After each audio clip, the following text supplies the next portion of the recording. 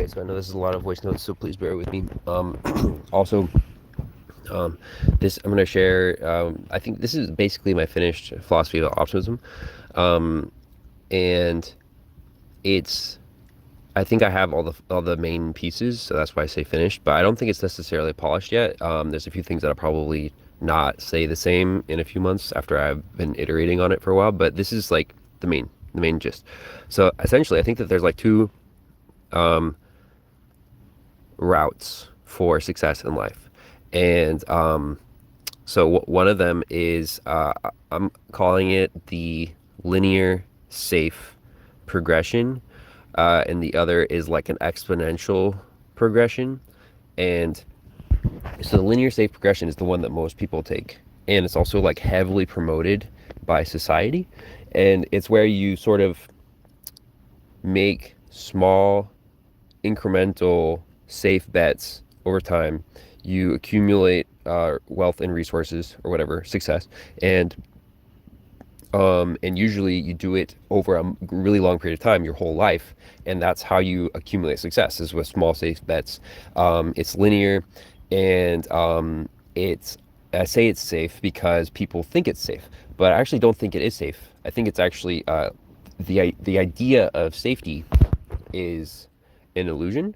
Like safety implies stasis, and stasis doesn't exist. Like everything's in motion all the time, and um, and so the opposite, the exponential progression, is one where instead of trading your time for success, you trade knowledge for success. So instead of I would like compare it to VC, venture capital funding, where essentially they are taking their money and gambling on startups, and they basically they do their research, but they're just like betting on startups, and they know that like they're gonna make 100 bets. Probably only five of those bets are really gonna pay off, and maybe like one or two of those bets will actually give like an exponential return. But because the exponential return is so much greater than any linear return, it makes sense. It's like playing the long game. Like if you have the time and the money to play the long game, you're going to win way bigger if you can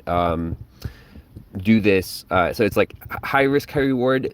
I don't really like that phrasing because that sort of implies that there's like an equal amount of risk to the reward. When I think it's that's not really what it is. What it is like educated betting. It's like if you're a professional gambler, professional gamblers are really good at what they do. They only place bets that they have a really good chance of winning. And the advantage is that because you're trading knowledge for success rather than your time for success, you have a lot more time. And you can use that time in much better ways to educate yourself, to explore the world, and also to have fun. Where when you're trading your time for success, you have very little time. So you don't have as much time to educate yourself, to explore the world, and have fun. And the problem with the linear safe progression is that there's this illusion of safety. People think it's safe, but that illusion, that safety is an illusion. It's like people say offense is the best defense. I think that is definitely true. Although like that sort of phrasing implies that it's a fight or it's like a struggle. I'm not sure if that's necessarily how I want it to sound, but it definitely is true that if defense exists, it actually exists as a function of offense, like not as like defense by itself doesn't really exist. I don't know if you've ever heard this saying, because I only heard it in a video where they're talking about military defense and offense, but they were basically saying that like in the military world, it's widely understood that attack scales faster than defense. All you need is a bigger gun than your enemy, because if you have a bigger gun, it doesn't matter how big their shield is. All you have to do is shoot enough times to get through their shield, and then it's like they don't have a shield at all. And so if you scale your weapons, it'll always have bigger returns than scaling your defense, whatever your defense looks like.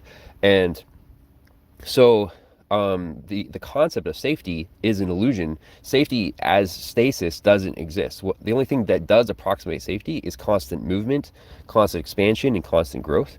And so this whole idea of the linear safe progression, I think, is essentially it's a lie. It's an illusion. It's a mirage. It's promoted by society, and also I think by people in power, because it makes people pliable and it makes people vulnerable. If they think they're being safe by taking the linear safe progression, then then usually what's happening is they are trading their time for success. And usually what that means is that they are extremely vulnerable to accidents. So they have to constantly spend all of their attention, A, getting their success with small safe bets, and then B, all the rest of their attention trying to manage and maintain that success that they've gotten painstakingly with their entire life to make sure that it doesn't slip out of their fingers, because the having that success is like, it's like building your house on a castle on sand, right? On a foundation of sand. It's like, it's extremely vulnerable to accidents. And so it's just like, it's not real. It's not real. Like, that entire concept that there is a linear safe progression, I think, is actually like a falsehood. It's like, it's a lie promoted in society to keep people in line, to make them docile and compliant, and also to rob them of their agency and rob them of their ability to have a good life. And because they don't have agency and a good life, and they think that their agency and a good life comes from this linear safe progression, they spend all their time trying to keep and maintain it when it's not real. And you just have like a way better life if you go the opposite route and become a professional gambler. Again, not literal gambling, but like that's like the real route to success in life, is to put all your eggs in this basket where you trade knowledge for success, not time. And it's like, sure, there will be like times when you bet and you lose, if you're going the linear, the exponential route.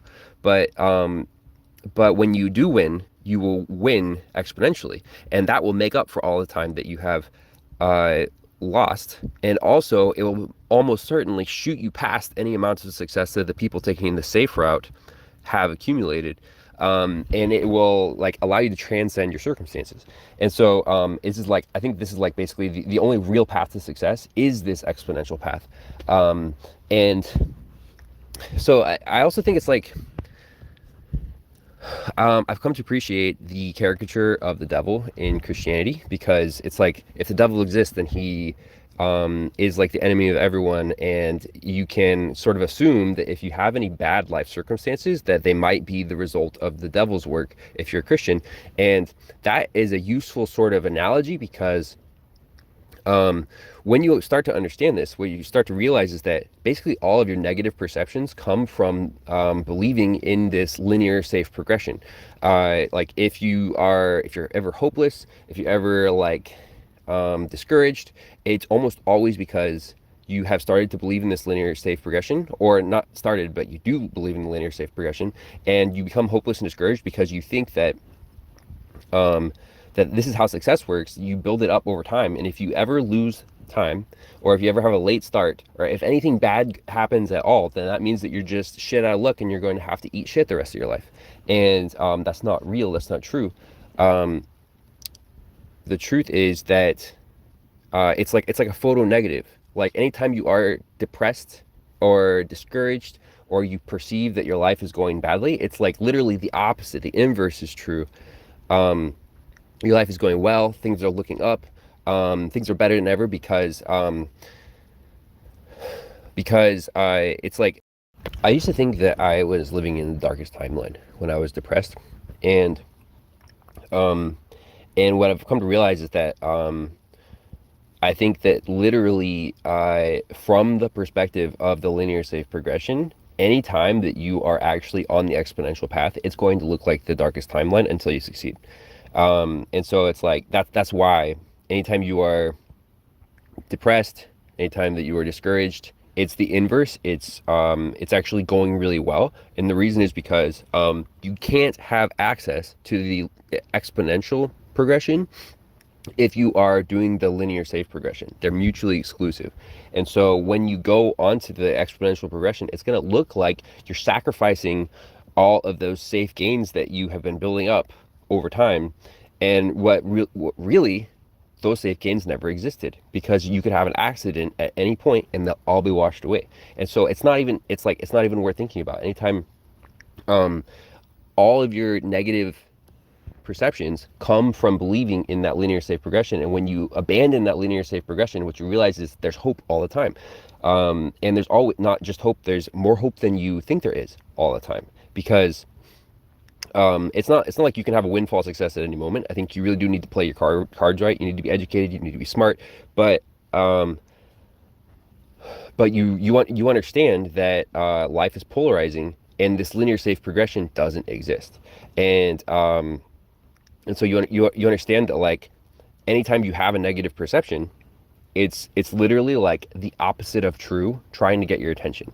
And I don't know, it's not the right way of saying it probably, but like, I don't, you get the idea. So this is something I've been working on, and I'm really excited about it because I think it's like finally starting to take shape and be explainable. This is the reason why this theory is the practical optimism, is that part at the end where I talked about the analogy of the devil.